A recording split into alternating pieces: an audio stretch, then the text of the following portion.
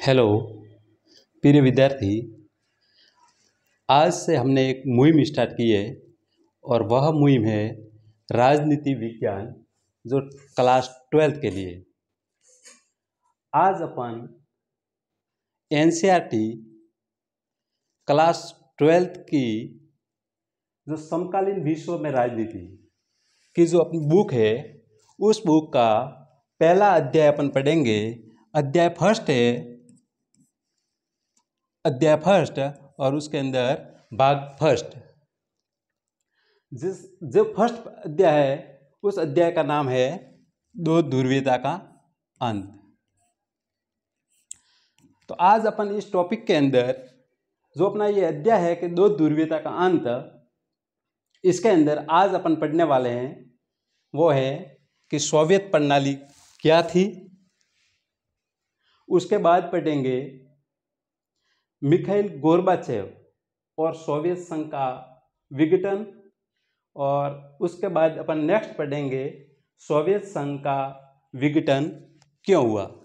Upon step by step पढ़ेंगे और जो बोर्ड का पैटर्न है, अपने बोर्ड के एग्ज़ाम का जो पैटर्न है, उस पैटर्न के हिसाब से ही अपन पूरी तैयारी करेंगे और नोट्स पैटर्न पर अपन तैयारी करेंगे। तो सबसे पहले दो ध्रुवीयता का अंत।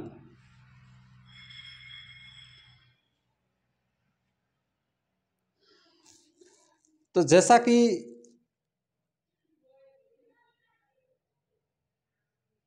कि आप लोगों को पता होगा कि शीत युद्ध हुआ था।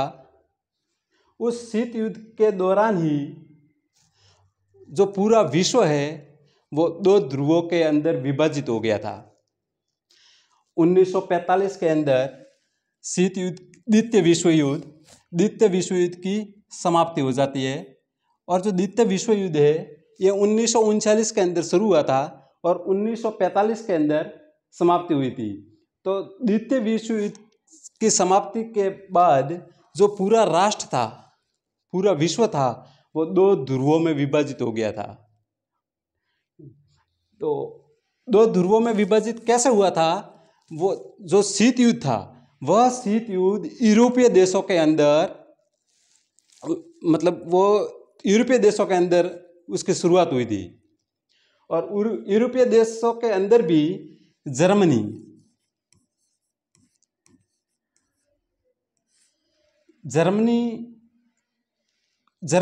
और जर्मनी की जो राजधानी थी बर्लिन,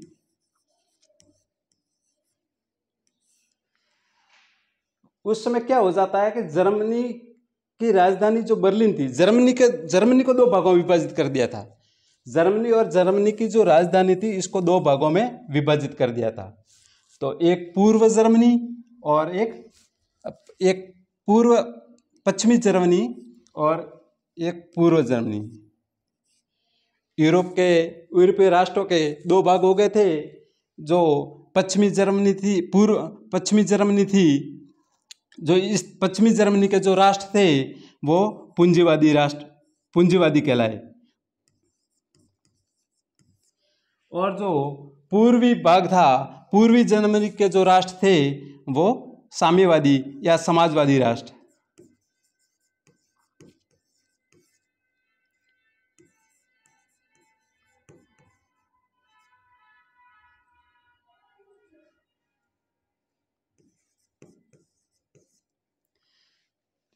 तो यूरोपीय देशों के अंदर जो ये शीत युद्ध हुआ, शीत युद्ध क्या था? शीत युद्ध दो ध्रुवों के बीच, मतलब दो ध्रुवों के बीच विचारों की लड़ाई थी, ठीक है ना। उनकी दोनों ध्रुवों की अलग अलग विचारधारा थी। अपनी विचारधारा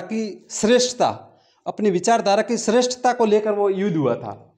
और उस समय जो यूरोपीय राष्ट्र थे, यूरोपीय राष्ट्र के अंदर जर्मनी और जर्मनी की राजधानी बर्लिन, इनके दो भाग कर दिए थे।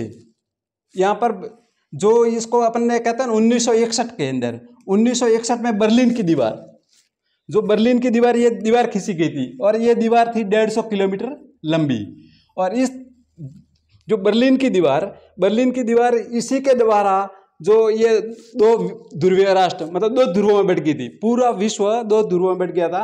जो पश्चिमी था, जो पश्चिमी भाग था, जो पश्चिम की तरफ राष्ट्र थे वे पूंजीवादी कहलाए, और जो पूर्व के अंदर राष्ट्र रहे वो साम्यवादी कहलाए। पहले क्या होता था, पूरे विश्व के अंदर एक ही पूंजीवादी शासन व्यवस्था थी, पूंजीवादी शासन व्यवस्था थी। फिर जब ये दो भागों में बट गया, दो ध्रुव हो गए, तो एक पूंजीवादी व्यवस्था रही और दूसरी साम्यवादी व्यवस्था। तो पूंजीवादी व्यवस्था के जो विपरीत थी वो साम्यवादी व्यवस्था थी। साम्यवादी क्या था, साम्यवादी व्यवस्था क्या थी, इसके बारे में अपन विस्तार से पढ़ेंगे।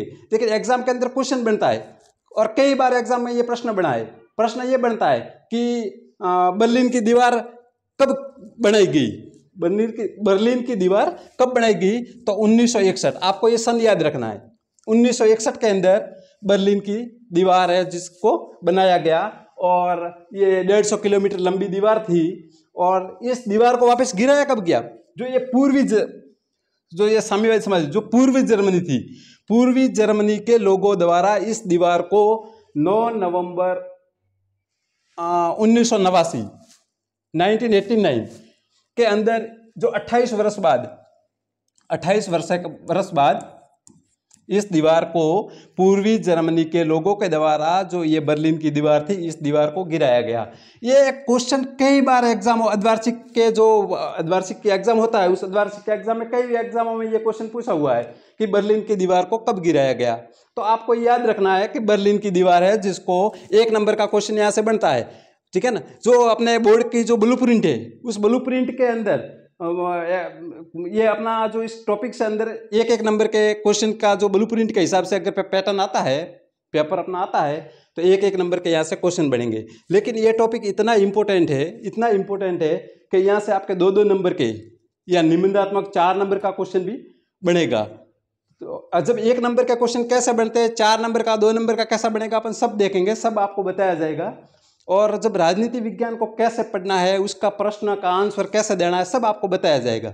और ये सब चीज़ आपको, जब ये सब जानने के लिए, एक तो रोज़ाना जो ये हमारा एजुकेशन राइज प्लेटफॉर्म है, जहाँ से आपको निःशुल्क शिक्षा दी जा रही है, तो इससे इस ग्रुप को, जो एजुकेशन राइज का ये जो ऑनलाइन प्लेटफॉर्म है, इससे आपको भी जुड़ना है, आपके परिवार में और भी जो भी कंपटीशन की तैयारी कर रहे हैं, इसके अलावा जैसे बोर्ड के एग्जाम है, आपके कोई रिलेशन में हैं, उन सबको भी ये बताना है। क्योंकि ये जो मुहिम हमने चलाई है ना, ये बिल्कुल निःशुल्क है, बिल्कुल निःशुल्क है। आपको इतना कहीं मतलब इतना अच्छा कंटेंट, और वो भी निःशुल्क उपलब्ध करवाया कहीं पे नहीं जाएगा, जो हम यहाँ पर आपको दे रहे हैं। तो आपके जो भी है रिलेशन वाले हैं वगैरह है, और भी क्लास में विद्यार्थी है, मित्र है, आपको इस क्लास को शेयर करना है, अधिक से अधिक को बताना है, ठीक है ना। और हम आपको पूरा बता देंगे कि कैसे क्वेश्चन आते हैं, किस प्रकार। और इसके अलावा भी जो हमारे इस जो ये यूट्यूब का चैनल है, इसके जो ये वीडियो के डिस्क्रिप्शन में हमने लिंक दे रखी है, वहाँ से आप हमारे जो व्हाट्सएप ग्रुप है और उसके अलावा टेलीग्राम ग्रुप है, वहाँ पर आप जुड़ सकते हो। अब वहाँ पे जुड़ने से क्या होगा फायदा, वहाँ पे आपको इसके जो कि एग्जाम में कैसे कैसे प्रश्न आते हैं वो आपको वहाँ पे मिलेंगे, ठीक है। ये जो मैं यहाँ पे बोर्ड पे पढ़ा रहा हूँ, इसकी जो ये पीपीटी है, इसके जो नोट्स हैं, पीडीएफ है, ये पूरी की पूरी पीडीएफ वहाँ पे मिलेगी। तो आपको अलग से लिखने का, करने का जो टाइम होगा, वो इतना टाइम खराब आपको नहीं होगा। इसी पीपीटी को जब लिखने में आप 4 बार टाइम खराब करोगे, इस पीपीटी को 4 बार पढ़ोगे, ठीक है ना, तो आपकी अच्छी तैयारी हो जाएगी। अभी वैसे बोर्ड के एग्जाम नज़दीक है, तो जितना आपके ये पूरी जो 12th की है ना, एनसीईआरटी की दोनों बुक पूरा कोर्स करवाया जाएगा, एमसीक्यू प्रश्न भी करवाए जाएंगे, टेस्ट सीरीज भी, आपको बहुत सारा मैटर वहाँ मिलेगा, ठीक है ना। अपन अपना टाइम खराब नहीं करते हैं। और पहले से मैं ये पीपीटी इसलिए बनाता हूँ कि इसको लिखने में बहुत सारा अपना टाइम खराब हो जाएगा, ठीक है ना। ये जैसे क्लास 1.5 घंटे की होगी, तो अपन कम टाइम में, ये आधे घंटे में अपना एग्जाम पैटर्न के हिसाब से जो इम्पोर्टेंट है और जो एग्जाम की दृष्टि से, तो आधे घंटे में वो क्लास हो जाएगी, तो टाइम की भी बचत हो जाएगी, ठीक है ना। अपन ने पढ़ा था 1961 में क्या हो गया था, बर्लिन की दीवार बनाई गई थी, 150 किलोमीटर लंबी थी, 28 वर्षों तक रही। फिर इसको कब गिराया गया, 9 नवंबर 1989 को पूर्वी जर्मनी के लोगों के द्वारा इस दीवार को क्या किया गया, गिराया गया। जब इस दीवार को गिराया गया, जर्मनी का वापस एकीकरण शुरू हो गया। फिर नेक्स्ट लिखा हुआ है 25 दिसंबर 1991। ये डेट बहुत ही इंपॉर्टेंट है।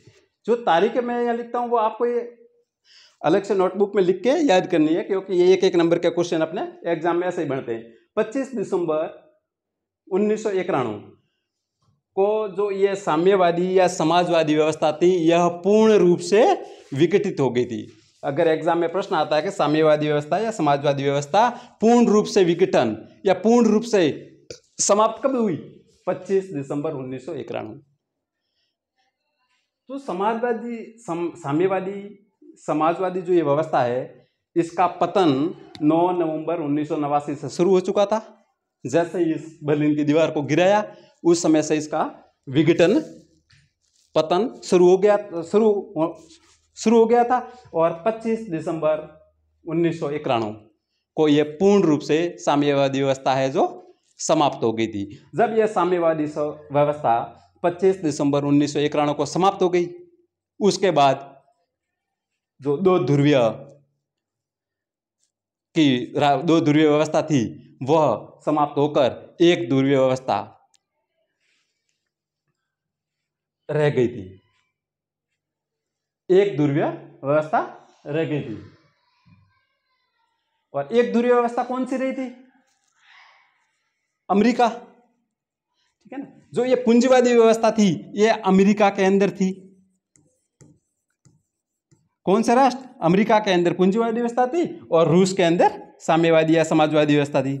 जब साम्यवादी व्यवस्था समाप्त हो जाती है तो एकमात्र व्यवस्था रहती है, कौन सी? पूंजीवादी। और फिर एक ध्रुवीय राष्ट्र जो पूंजीवादी व्यवस्था अमेरिका, अपन नेक्स्ट आगे टॉपिक में पढ़ेंगे। एक वर्चस्व राष्ट्र, ठीक है ना, तो अमेरिका, उसके बारे में अपन आगे पढ़ेंगे। फिर अपना जो नेक्स्ट पॉइंट है वो सोवियत प्रणाली। सोवियत प्रणाली की विशेषता। एग्जाम में क्वेश्चन आएगा, जैसे 2 नंबर का क्वेश्चन आएगा, आपसे पूछेंगे कि सोवियत प्रणाली से आप क्या समझते हैं, या सोवियत प्रणाली की विशेषता बताओ। 2 नंबर का क्वेश्चन आया है, सोवियत प्रणाली क्या थी? मतलब वहां पर जो पूंजीवादी व्यवस्था थी उसके विपरीत ही समाजवादी व्यवस्था, पूंजीवादी के विपरीत साम्यवादी व्यवस्था, ठीक है ना। तो साम्यवादी व्यवस्था में वहां पर देखो सोवियत प्रणाली की विशेषता, जो अपन विशेषता पढ़े, भले साम्यवादी व्यवस्था क्या थी वो पढ़े। तो उसके अंदर क्या था कि समाज के आदर्शों व समतामूलक समाज की स्थापना उनका मुख्य ध्येय था। जब 1 नंबर का क्वेश्चन या कम शब्दों में अगर पूछे तो आपको ये मोस्ट इंपोर्टेंट है, वेरी वेरी, ये जो। और राजनीति विज्ञान में क्या होता है, जब भी आपको किसी भी प्रश्न का आंसर देना है तो पॉइंटों के अंदर देना है, ठीक है। जैसे 2 पॉइंट में अगर विशेषता पूछी, छोटा क्वेश्चन है 2 नंबर का है, आप 2 या 3 पॉइंट लिख दो। अगर बड़ा है 4 नंबर का क्वेश्चन पूछा है तो आप 4-5 विशेषता उसकी लिख दो। जैसे पॉइंटों में आप उसको लिखोगे तो आपके अच्छे मार्क्स आएंगे, ठीक है ना। तो सोवियत प्रणाली की विशेषता क्या थी? वहां पर समाज के आदर्श व समतामूलक समाज की स्थापना करना था, जबकि पूंजीवादी राष्ट्र में ऐसा नहीं था, ठीक है ना, वहां पर इसका विपरीत था। फिर निजी संपत्ति का विरोध। साम्यवादी व्यवस्था के अंदर निजी संपत्ति, किसी की भी निजी संपत्ति नहीं होगी, सार्वजनिकीकरण, समाजीकरण, सबका सब पर अधिकार, यह साम्यवादी व्यवस्था थी। एक पार्टी का शासन और कम्युनिस्ट पार्टी, ये वेरी वेरी मोस्ट इंपोर्टेंट है। देखो वहां पर एक पार्टी का शासन था, साम्यवादी व्यवस्था क्या होती है? एक पार्टी का शासन था। और एग्जाम में कई बार 1 नंबर का क्वेश्चन आता है कि साम्यवादी व्यवस्था या सोवियत प्रणाली के अंतर्गत एक पार्टी का शासन था, उस पार्टी का नाम बताओ। तो आपको ये याद रखना है, कम्युनिस्ट पार्टी।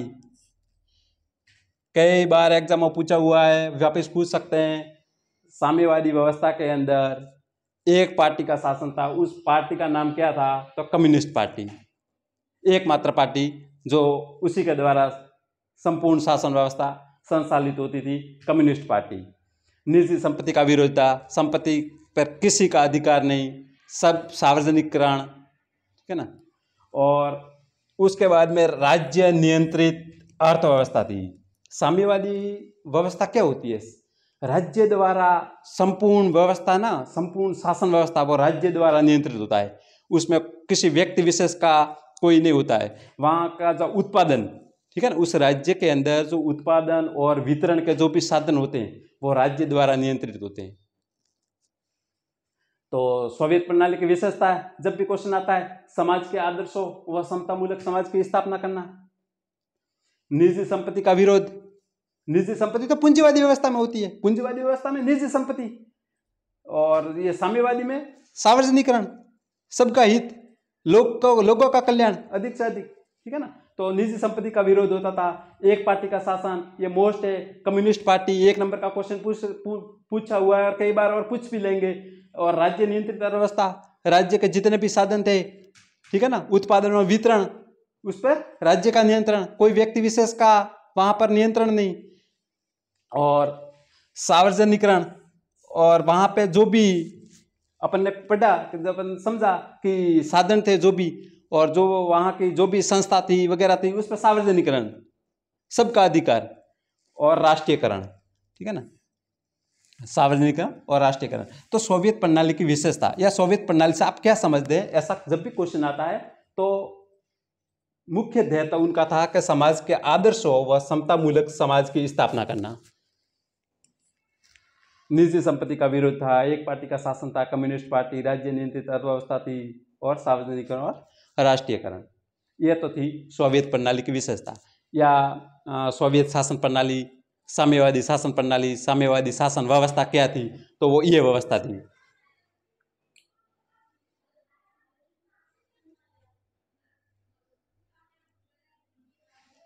और एक क्वेश्चन आपको और पूछा जा सकता है कि जो ये सोवियत प्रणाली कब लागू हुई, वेरी वेरी इंपॉर्टेंट क्वेश्चन है।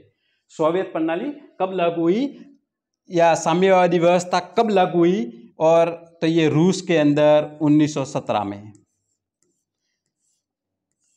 अब जो ये सोवियत प्रणाली थी, ठीक है ना, इसको साम्यवादी व्यवस्था या समाजवादी व्यवस्था, ये 1917 के अंदर इसको लागू किया गया था। 1917 से शुरू हुई थी और 1991 तक, 1917 से 1991। 1917 में ये साम्यवादी व्यवस्था कहाँ से शुरू हुई थी, रूस के अंदर एक क्रांति हुई थी, उस क्रांति का नाम था बोल्शेविक क्रांति। 1 नंबर का क्वेश्चन पूछा जाएगा कि बोल्शेविक क्रांति कब हुई थी, 1917 में। किसके नेतृत्व में हुई थी, लेनिन के नेतृत्व में। किसके नेतृत्व में, लेनिन के नेतृत्व में बोल्शेविक क्रांति हुई थी और 1917 में हुई थी, ठीक है। 1917 के अंदर ही साम्यवादी व्यवस्था स्थापित हुई थी। साम्यवादी या समाजवादी व्यवस्था कहाँ पर थी, मैंने पहले ही आपको बताया, पूर्वी यूरोप के अंदर। यूरोप राष्ट्र 2 भागों में विभाजित हो गया था, पश्चिमी यूरोप और पूर्वी यूरोप। तो पूर्वी यूरोप के अंदर साम्यवादी या समाजवादी व्यवस्था थी। पहले वहां पर फांसीवादी शासन व्यवस्था, फांसीवादी ताकत, ठीक है ना, जिसमें निरंकुशता थी, वहां पर युद्ध को प्राथमिकता दी जाती थी, और वहाँ कट्टर शासन व्यवस्था थी, लोगों के हित में कोई कार्य नहीं किया जाता था, ठीक है ना। शासन में एक ही पार्टी द्वारा शासन करना, ये सारी फांसीवादी ताकत थी। और फांसीवादी ये जो व्यवस्था थी वहाँ पर, उस व्यवस्था को वहाँ बदल कर साम्यवादी व्यवस्था वहाँ पर या समाजवादी व्यवस्था अपनाई गई, ठीक है ना। वहाँ राजनीतिक सामाजिक जो वहाँ पर ये फांसीवादी शासन व्यवस्था था, वहाँ पर उसको बदलकर राजनीतिक सामाजिक शासन व्यवस्था स्थापित की गई सोवियत संघ में। आपको पूछा जाएगा, ठीक है ना, मैंने पहले ही बताया कि जर्मनी की राजधानी बर्लिन, जिसको बर्लिन की दीवार के द्वारा 1961 में 2 भागों में विभाजित किया, जो पश्चिमी और पूर्वी भाग, पश्चिमी था जिसको अपन पूंजीवादी, और जो पूर्वी भाग था उसको साम्यवादी। इसको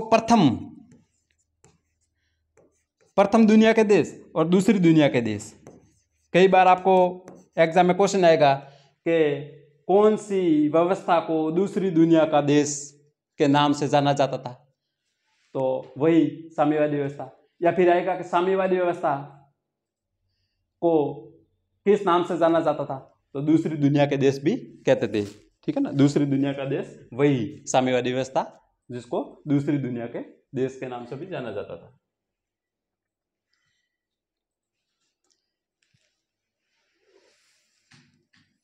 फिर नेक्स्ट अपन पढ़ रहे हैं कि जो ये सोवियत संघ था, सोवियत संघ रूस, अपन बार बार ये रूस शब्द ले रहे हैं, सोवियत संघ रूस, सोवियत संघ रूस, सोवियत संघ रूस क्यों कह रहे हैं? देखो, क्योंकि वहां पर क्या था, इसके अंदर जो ये बर्लिन की दीवार यूरोप के दो भाग हो गए थे, जहां पर साम्यवादी व्यवस्था थी, इसके अंदर टोटल 15 गणराज्य शामिल थे। कितने?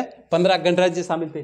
15 गणराज्यों के अंदर भी जो ये रूस था, ये सर्वशक्तिशाली था और इसका एकाधिकार था, और जो सर्वसर्वा था वह ये रूस ही था। और जिस तरह से ये रूस जिस प्रकार अपना शासन संचालित करना चाहता था, या ये सर्वसर्वा था, तो इसलिए इसको बोला जाता है सोवियत संघ, सोवियत संघ रूस, सोवियत संघ रूस, ठीक है ना। तो जिसमें 15 गणराज्य थे, 15 गणराज्यों में रूस सबसे सर्वशक्तिशाली था। अब देखो, सोवियत संघ एक महाशक्ति के रूप में कैसे उभरा, ठीक है ना। तो आपके क्वेश्चन आएगा, एग्जाम में पूछा जाएगा कि सोवियत संघ महाशक्ति के रूप में कैसे उभरा, व्याख्या कीजिए। या सोवियत संघ महाशक्ति के रूप में इतना जल्दी महाशक्ति के रूप में कैसे हुआ, तो उसके बारे में अपन देखो पढ़ते हैं कि जो सोवियत संघ था, वहाँ की अर्थव्यवस्था क्या थी? मजबूत थी। अब अपन को पता है कि जब किसी भी राष्ट्र की अर्थव्यवस्था, उस अर्थव्यवस्था पर पूरे राष्ट्र टिका हुआ होता है, जिसकी जितनी अर्थव्यवस्था होती है उस अर्थव्यवस्था का उसका विकास होता है। तो जो उसकी सोवियत संघ एक बहुत ही जल्दी महाशक्ति के रूप में उभरा, ठीक है ना। तो सबसे सर्वश्रेष्ठ शक्तिशाली अमेरिका और उसके बाद में रूस, तो ये सोवियत संघ, तो सोवियत संघ की अर्थव्यवस्था थी वो बहुत मजबूत थी। अब वहाँ पर क्या था कि उस जो ये साम्यवादी व्यवस्था थी, वहाँ पर उसकी अर्थव्यवस्था, मतलब वहाँ के घरेलू उद्योग सक्षम थे। वहाँ पर ऑयल पिन से लेकर बड़ी बड़ी मशीनरी वहाँ घरेलू निर्माण होती थी, उनके राष्ट्र में ही निर्माण होता था, ठीक है ना। तो ऑयल पिन से लेकर कार तक ये सारा का सारा वहाँ पर उसका निर्माण कर लेते थे। तो इसलिए वहाँ की अर्थव्यवस्था, ठीक है ना, वहाँ की अर्थव्यवस्था अच्छी थी, जहाँ की अर्थव्यवस्था मजबूत थी, इसलिए वो बहुत ही जल्दी कम समय में एक महाशक्ति के रूप में हुए। संसार प्रणाली, अब अपन को पता है किसी भी राष्ट्र या किसी भी देश की संसार प्रणाली उन्नत होगी तो उतना ही जल्दी क्या होगा, शक्तिशाली, उतना ही जल्दी विकसित राष्ट्र की श्रेणी में आएगा। तो सोवियत संघ भी बहुत जल्दी महाशक्ति के रूप में उभरा। तो उसकी विशेषताओं के बारे में कि इतना ये सोवियत संघ महाशक्ति के रूप में इतना जल्दी महाशक्ति कैसे बना, तो उसकी अर्थव्यवस्था थी वो मजबूत थी, संसार प्रणाली उन्नत थी, ठीक है। और विशाल, उसके बाद में विशाल ऊर्जा के संसाधन। आपको पता है कि जिस किसी भी राष्ट्र के अंदर ऊर्जा के संसाधन की कमी ना हो, भरपूर मात्रा में हो, तो वो उनका यूज करके वो अपने किसी भी अपनी कमी की पूर्ति कर लेते हैं और अपना डेवलपमेंट भी हो जाता है, क्योंकि जहाँ पे उत्पादन के साधन होंगे तो उनकी आय बढ़ेगी, और उनकी आय होगी तो वो अपने आप अपना विकास हो जाएगा। तो विशाल ऊर्जा के संसाधन, वहाँ बिजली की कोई कमी नहीं थी, ठीक है ना, मतलब संसाधन थे, वो अपनी बिजली की आपूर्ति कर लेते थे। खनिज तेल वहाँ पे था, लोहा था, ठीक है ना, इस्पात था, मशीनरी थी, ये सारे ऊर्जा के संसाधन है। तो ऊर्जा के संसाधनों की वहाँ पर कमी नहीं थी। तो जिस देश के अंदर जिस राष्ट्र के अंदर ये जो है ऊर्जा का संसाधन, तो वो राष्ट्र बहुत ही जल्दी वो क्या होता है, शक्तिशाली हो जाता है। आवागमन के साधन, अब अभी ये भी आवागमन के साधन की बहुत, एक जगह से दूसरे जगह अपने सामान या माल का निर्यात करना है, ठीक है ना। तो आवागमन के साधन, अगर आवागमन के साधन जैसे अपन कहते हैं ये एरोप्लेन है, ठीक है ना, ट्रेन है, ये इस साधन की व्यवस्था थी वहाँ पे, आवागमन के साधनों की कोई कमी नहीं थी। तो वहाँ पर एक दूसरे स्थान से माल का आना जाना वगैरह करना सब, तो वहाँ की ये भी अपनी वहाँ महाशक्ति के रूप में वो उभरने के लिए मुख्य कारण था। आवागमन के साधन, घरेलू उद्योग, अपन ने कहा कि वहाँ के घरेलू उद्योग क्या थे, उन्नत थे। वहाँ पर उनकी जो मुख्य आवश्यकता थी वो वहाँ उनको बाहर से निर्यात नहीं करना पड़ता था, सारा वहाँ उत्पादन हो जाता था। घरेलू उद्योग में अपनी आवश्यकता के साथ जो भी सामान था वो वहाँ पर वो उत्पादन कर लेते थे, निर्माण कर लेते थे। फिर वहाँ क्या होता था, नागरिकों को न्यूनतम जीवन की गारंटी, साम्यवादी व्यवस्था, ठीक है ना, समाज हित में, लोगों का कल्याण। तो वहाँ के जो नागरिक थे ना, उनको न्यूनतम जीवन की गारंटी थी। अब लोगों को न्यूनतम जीवन, रोटी कपड़ा और मकान, रोटी कपड़ा और मकान प्रथम प्राथमिकता है। तो वहाँ के नागरिकों को न्यूनतम जीवन की गारंटी थी, मतलब वहाँ के लोगों को शिक्षा दी जाती थी, वहाँ के लोगों को स्वास्थ्य की जो सेवा है वो बेहतर दी जाती थी। वहाँ सरकार द्वारा, वहाँ मतलब ये साम्यवादी व्यवस्था थी, इसके द्वारा लोगों को कल्याणकारी जो योजना थी वो उपलब्ध कराई जाती थी। और वह बेहतर शासन व्यवस्था कौन सी है, जो कल्याणकारी शासन व्यवस्था, लोगों का अधिक से अधिक कल्याण हो। तो इन सारी विशेषताओं के आधार पर, मतलब ये एक विशेषता नहीं कह सकते अपन, वो ये उस देश के अंदर ये मौजूद था। वहाँ की अर्थव्यवस्था अच्छी थी, वहाँ मजबूत थी, शासन प्रणाली उन्नत थी, ठीक है ना, विशाल ऊर्जा के संसाधन थे, बिजली वहाँ उत्पादन होती थी, वहाँ बहुत सारे खनिज तेल थे, लोहा निकलता था, इस्पात था, मशीनरी वगैरह, किसी भी प्रकार की कमी नहीं थी। अपना प्रोडक्ट, अपना उत्पादन वो स्वयं कर लेते थे। आवागमन के साधनों की सक्षम थे, घरेलू उद्योग उन्नत थे, नागरिकों को न्यूनतम जीवन की गारंटी थी, ठीक है ना। तो ये सारी चीजें अपन को महाशक्ति के रूप में कैसे उभरा या कैसे बना। तो फिर बेरोजगारों का अभाव,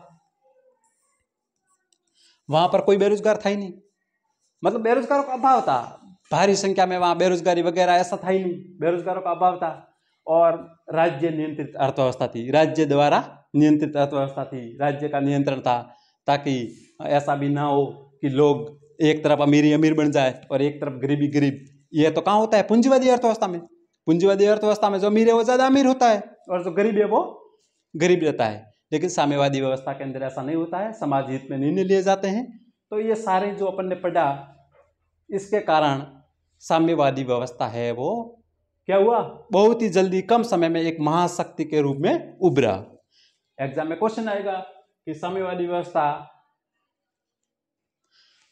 सोवियत संघ, ठीक है ना, सोवियत संघ था, सोवियत संघ कैसे महाशक्ति के रूप में उभरा।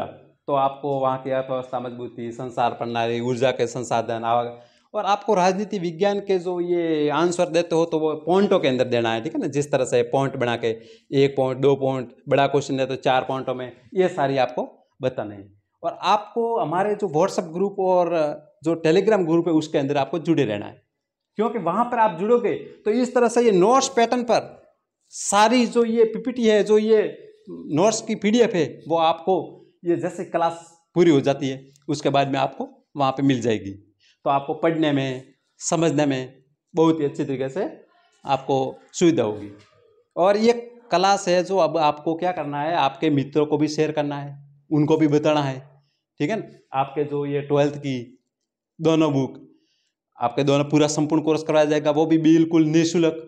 तो इसका फायदा आप क्यों नहीं लोगे, ये बहुत ही अच्छी, मतलब एक हमने मुहिम चलाई है कि हर गरीब बच्चे तक ये शिक्षा निःशुल्क पहुंचनी चाहिए, ठीक है ना। तो आपको इसको अधिक से अधिक लोगों तक शेयर करना है, आपके मित्रों को, आपके जो भी है क्लास में, उनको बताना है।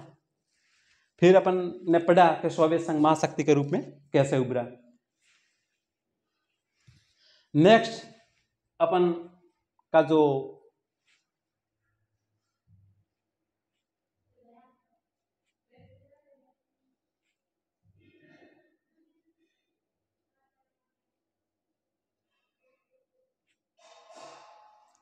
अपन ने पढ़ा था सोवियत प्रणाली क्या थी, ये सब मैंने बता दिया, सोवियत प्रणाली क्या थी। और सोवियत प्रणाली के बारे में पढ़ा, जो साम्यवादी व्यवस्था थी वो क्या थी, और उसके बाद में अपन ने उसकी विशेषता के बारे में पढ़ा। उसकी विशेषताओं के बाद में एक सोवियत प्रणाली कैसे एक महाशक्ति के रूप में उभरा, यहाँ तक पढ़ा। कल अपन पढ़ेंगे, नेक्स्ट है जो कल पढ़ेंगे, कल अपन पढ़ेंगे मिखाइल गोर्बाचेव और सोवियत संघ का विघटन। मतलब मिखाइल गोर्बाचेव को सोवियत संघ का जो विघटन हुआ उसका मुख्य कारण माना गया।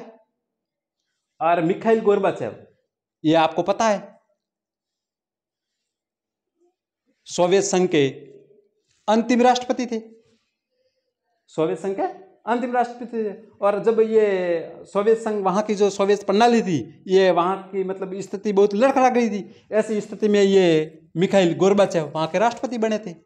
और जब ये वहाँ के राष्ट्रपति बने तब सोवियत संघ की स्थिति लड़खड़ा गई थी कि कैसे लड़खड़ा गई, क्या कारण थे, ठीक है। और ये जो ये मिखाइल गोर्बाचेव है, इसको सोवियत संघ का विघटन का मुख्य कारण इनको माना गया। क्यों माना गया इसके बारे में अपन पढ़ेंगे। फिर नेक्स्ट कल पढ़ेंगे अपन सोवियत संघ। सोवियत संघ का विघटन क्यों हुआ था उसके बारे में पढ़ेंगे। और मिखाइल गोर्बाचेव को सोवियत संघ का विघटन का मुख्य कारण या उसके पतन का मुख्य कारण इसको माना गया, मिखाइल गोर्बाचेव।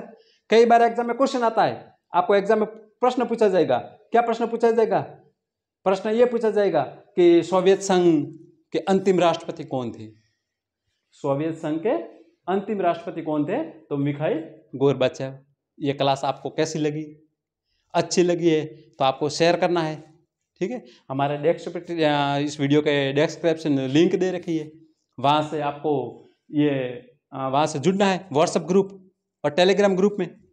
और ये क्लास अब रोजाना आपको मिलेगी, ऐसा नहीं है कि आज मिली है फिर नहीं मिली, कंटिन्यू मिलेगी, आपको जुड़े रहना है। अब क्या करना है आपको ये राजनीति विज्ञान इतनी सबसे अच्छे मार्क्स ला सकते हैं और इतनी सरल है, इसके लिए आपको बार बार इसको पढ़ना पड़ेगा।